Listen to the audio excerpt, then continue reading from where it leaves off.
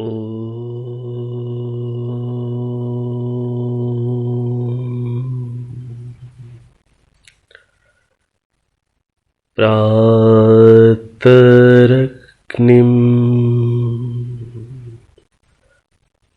प्रातरिन्द्रं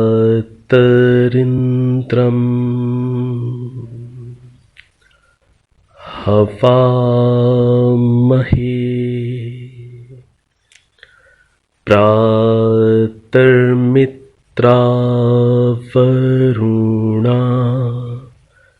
प्रातरश्विना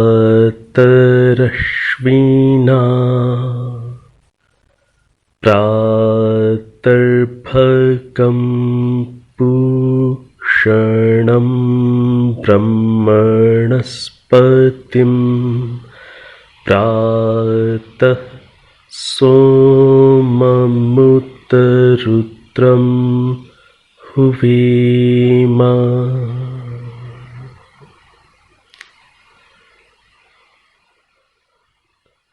मंत्र के अर्थ को समझते हुए हमने इस मंत्र में आए हुए ईश्वर के दो नामों अग्नि और इंद्र, इनके अर्थों को भली भांति समझने का प्रयास किया था। अब इस मंत्र में आगे जो ईश्वर के नाम विशेषण हैं वो हैं मित्र, वरुण और अश्विन। परमात्मा का नाम विशेषण मित्र भी है। मित्र किसे कहते हैं? जो हमें अत्यंत स्नेह करता है उसे मित्र कहते हैं। निश्चल स्नेह करने वाला मित्र कहलाता है। तो परमात्मा हमसे निश्चल स्नेह करते हैं। कितना स्नेह करते हैं? जैसे एक व्यक्ति अपने प्राणों को स्नेह करता है, जैसे एक व्यक्ति अपने प्राणों को चाहता है, ऐसा स्नेह करने वाले होने से परमात्मा मित्र नाम से भी पुकारे जाते हैं। और आगे परमात्मा का नाम आया वरुण। वरुण का अर्थ सर्वश्रेष्ठ भी होता है और सर्वशक्तिमान भी होता है। तो परमात्मा वरुण हैं, अर्थात परमात्मा सर्वश्रेष्ठ हैं और सर्वशक्तिमान है। सर्वशक्तिमान से तात्पर्य क्या होता है? जो अपने कामों को करने में दूसरों की सहायता की अपेक्षा जिसको नहीं होती, ऐसे हैं परमात्मा। परमात्मा के जो कार्य हैं, सृष्टि की उत्पत्ति करना, सृष्टि की स्थिति पालन करना, समय आने पर सृष्टि का प्रलय कर देना, उत्पत्ति, स्थिति, पालन, प्रलय।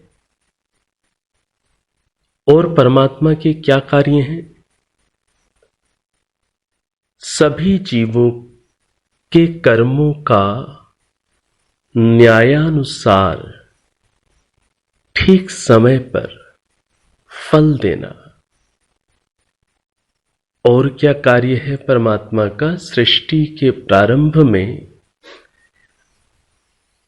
सभी प्राणियों के हित के लिए 4 ऋषियों अग्नि, वायु, आदित्य और अंगिरा, इन उपाधि वाली आत्माओं के लिए, सभी मनुष्यों के कल्याणार्थ इन 4 ऋषियों के हृदय में 4 वेदों का ज्ञान देना। ऋग्वेद, यजुर्वेद, सामवेद, अथर्ववेद, इनका ज्ञान देना सृष्टि के प्रारंभ में, फर्स्ट ह्यूमन जनरेशन के स्टार्टिंग में। तो परमात्मा के ये जो 5 कार्य हैं, सृष्टि की उत्पत्ति करना पहला कार्य, दूसरा कार्य सृष्टि का पालन करना अर्थात उसकी स्थिति बनाए रखना, तीसरा समय आने पर प्रलय कर देना, चौथा सभी जीवों के कर्मों का न्यायानुसार फल देना, और पांचवा सृष्टि के प्रारंभ में 4 ऋषियों के हृदय में सभी प्राणियों के कल्याणार्थ वेदों का ज्ञान देना। अपने इन कार्यों को करने में परमात्मा को अन्यों की सहायता की अपेक्षा नहीं होती, इसलिए परमात्मा सर्वशक्तिमान कहलाते हैं। हमें जीवन के अंदर छोटे से छोटा काम करने में भी मीन्स की जरूरत होती है, उपकरणों की जरूरत होती है। परमात्मा को इस प्रकार से मीन्स की जरूरत नहीं है। परमात्मा प्रकृति को लेकर के बिना किन्हीं अन्य उपकरणों की सहायता के स्वयं की शक्ति से ही इस सुंदर ब्रह्मांड की रचना करते हैं, पालन करते हैं, प्रलय कर देते हैं, आदि आदि। तो इस प्रकार से ये जो परमात्मा का नाम आया वरुण, वरुण नाम के 2 अर्थ हैं, सर्वश्रेष्ठ और सर्वशक्तिमान। तो परमात्मा कैसे हैं? मित्र हैं, अत्यंत स्नेह करने वाले हैं। जैसे एक व्यक्ति प्राणों से स्नेह करता है, ऐसे ही परमात्मा सभी आत्माओं से, अपने भक्तों से स्नेह करते हैं। इस कारण से मित्र नाम से पुकारे जाते हैं। और परमात्मा वरुण भी हैं, क्योंकि वो सर्वोत्कृष्ट हैं और सर्वशक्तिमान हैं। आगे परमात्मा का नाम आया अश्विन। अश्विन इस नाम के भी 2 अर्थ हैं। एक अर्थ है सर्वव्यापक। सर्वव्यापक होने से भी परमात्मा को अश्विन नाम से पुकारा जाता है। और सूर्य, चंद्र आदि इन सुंदर नक्षत्र और ग्रहों को उत्पन्न करने वाले होने से भी परमात्मा का नाम अश्विन है। तो सर्वव्यापक होने से और सूर्य, चंद्र आदि को उत्पन्न करने वाले होने से परमात्मा का नाम अश्विन भी है। तो प्रातः वंदन के इस मंत्र की प्रथम पंक्ति में हमने परमात्मा के अग्नि, इंद्र, मित्र, वरुण और अश्विन इन नामों के, इन विशेषणों के अर्थों को समझा। प्रातरग्निम प्रातरिंद्रम हवा महे। अग्नि स्वरूप परमात्मा की मार्गदर्शक पथ प्रदर्शक इंद्र स्वरूप परम ऐश्वर्यवान परमात्मा की प्रातर मित्रा वरुणा।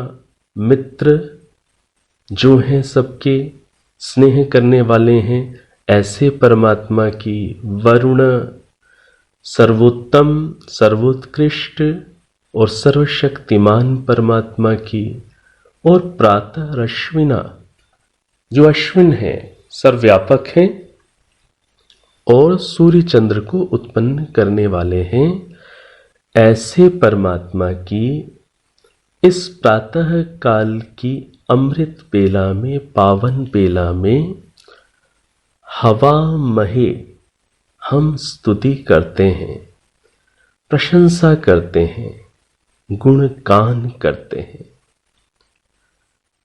और इस बात को हम अच्छे से हृदयंगम कर चुके हैं कि गुणगान स्तुति हृदय से होती ही तब है जब व्यक्ति का हृदय प्रथम उपकारों का स्मरण करके धन्यवाद और कृतज्ञता के भावों से भरा हुआ हो। किन का स्मरण करके? उपकारों का स्मरण करके। जीवन में हमें बहुत कुछ अच्छा प्राप्त है, बहुत कुछ। ये शरीर, संबंध, रिलेशंस, बहुत कुछ अच्छा प्राप्त है। और हां, यह भी संभव है कि किन्हीं के जीवन में कहीं कहीं कठिनाइयां भी हों और किन्हीं के जीवन में ही क्यों कहूं, सबके जीवन में कहीं न कहीं किसी न किसी क्षेत्र से संबंधित कठिनाइयां भी होती हैं। अब प्रश्न है, हम अपने मन को कहां पर फोकस करें? जो सुंदर अच्छा प्राप्त है उस पर फोकस करें, अथवा जो हमें चीजें अप्राप्त हैं या जो कष्ट हैं, जो परेशानियां हैं, उन पर फोकस करें। परमात्मा के उपकारों को समझ पाए हम, इसके लिए हमें जो कुछ अच्छा प्राप्त है, शरीर बहुतों से अच्छा प्राप्त है, कम से कम 2 नेत्र, 2 कान, इंद्रियां सलामत है। कई ऐसी भी आत्माएं हैं जिनके शरीर में सभी इंद्रियां सक्रिय रूप से काम नहीं कर रही। ऐसे यदि सोचें तो ये शरीर प्राप्त है। परिवार, धन धान्य, संतान, संबंध, संबंधी, ना जाने कितनी योग्यताएं, ना जाने कितने सुअवसर, कितने साधन, कितना ज्ञान विज्ञान और कितना कुछ अच्छी परंपराओं से जुड़ाव, संस्कार, ना जाने कितनी चीजें प्राप्त है। इन प्राप्त चीजों पर अपने आप को फोकस करें, केंद्रित करें, तो व्यक्ति का मन फिर प्रभु के उपकारों को समझने की स्थिति में जाता है।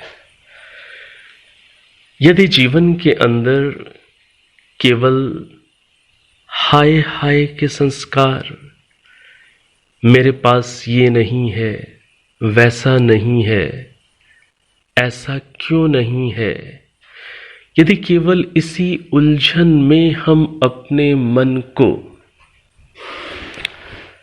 लगा कर रखेंगे तो हम उपकारों को महसूस नहीं कर पाते। तो जो अच्छा प्राप्त है उस पर ही फोकस करने का, स्वयं को केंद्रित करने का अभ्यास हमें धीरे धीरे प्रभु के उपकारों की समझ, बोध से युक्त करता है। और जैसे जैसे प्रभु के उपकारों का बोध होने लग जाता है और हृदय को छूने लग जाता है, तब हमारा हृदय धन्यवाद, कृतज्ञता के भावों से भरता है। और तब फिर स्तुति होती है, फिर गुणगान होता है। और जितना जितना हम प्रभु की स्तुति हृदय से करते चले जाते हैं, उतना उतना प्रभु के प्रति प्रेम, प्रभु के प्रति आकर्षण, और जिन गुणों के आधार पर हम प्रभु की स्तुति कर रहे हैं, उन गुणों का धीरे धीरे हमारे जीवन में भी आना, ये प्रारंभ होने लग जाता है। तो मंत्र की प्रथम पंक्ति के अर्थ को हम लोगों ने समझने का प्रयास किया है। अब आर्य भाषा में, हिंदी भाषा में कविता के रूप में भी प्रातः वंदन किस प्रकार से हम कर सकते हैं, उसको भी हम थोड़ा सा कविता के भावों के रूप में, गायन के रूप में भी स्मरण करें, समझें, अभ्यास करें। मन को शांत बना लीजिए।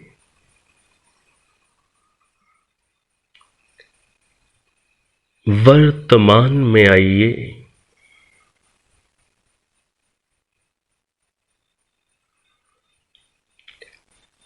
लंबी गहरी सांस अनुभव करते हुए लीजिए और धीमी गति से धीरे धीरे लंबा प्रश्वास बाहर निकालिए। इसी क्रिया को 3-4 बार करिए। सांसों को अनुभव करिए।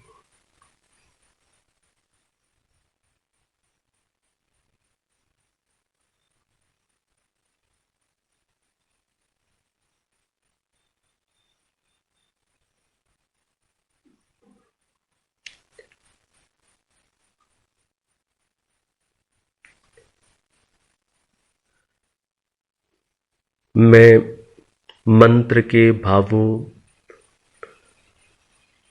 को कविता के रूप में गाऊंगा, आप ध्यान से श्रवण करिएगा। सांसों को अनुभव करते रहें, प्रभु की कृपा को अनुभव करते रहें। धन्यवाद के भाव में, कृतज्ञता के भाव में बने रहिएगा।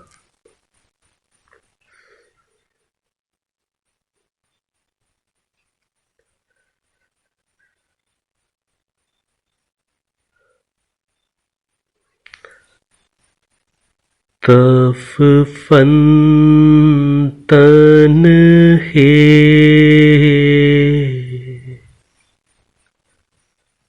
ओम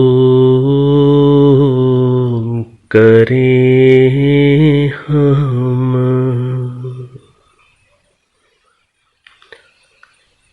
तफ पूजन है ओम करें हम। तब आश्रय की छाया पाकर, तब आश्रय की छाया पाकर, शीतल सुख उपभोग करें हम, शीतल सुख उपभोग करें हम, तव पंतन हे ओम करें हम। राग द्वेष को दूर भगा कर, राग द्वेष को दूर भगा कर, प्रेम मंत्र का पाठ पढ़ें हम, प्रेम मंत्र का पाठ पढ़ें हम, तव वंदन हे ओम करें हम, तव पूजन हे ओम करें हम। पाप शैल को तोड़ गिरावें, पाप शैल को तोड़ गिरावें, वेदाचायिक शीश धरें हम, वेदाचायिक शीश धरें हम, तव वंदन हे ओम करें हम। फूले ऋषिवर की फुलवारी,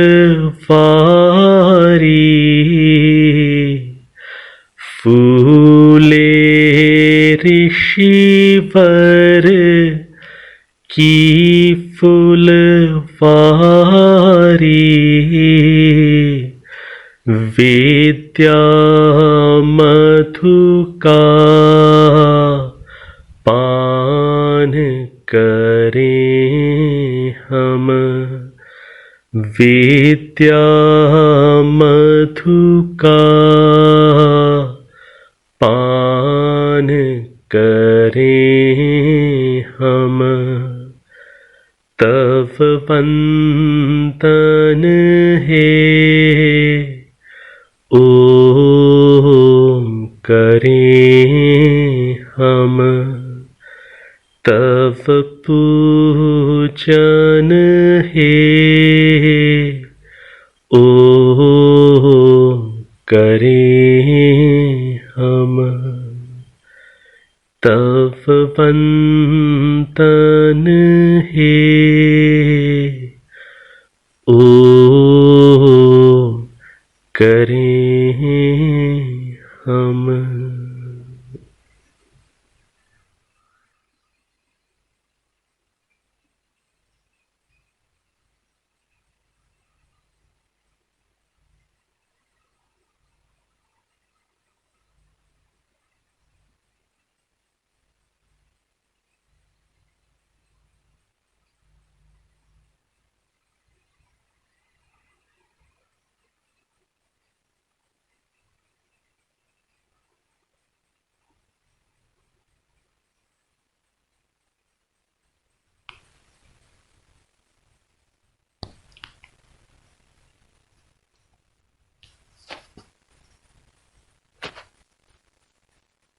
ओम।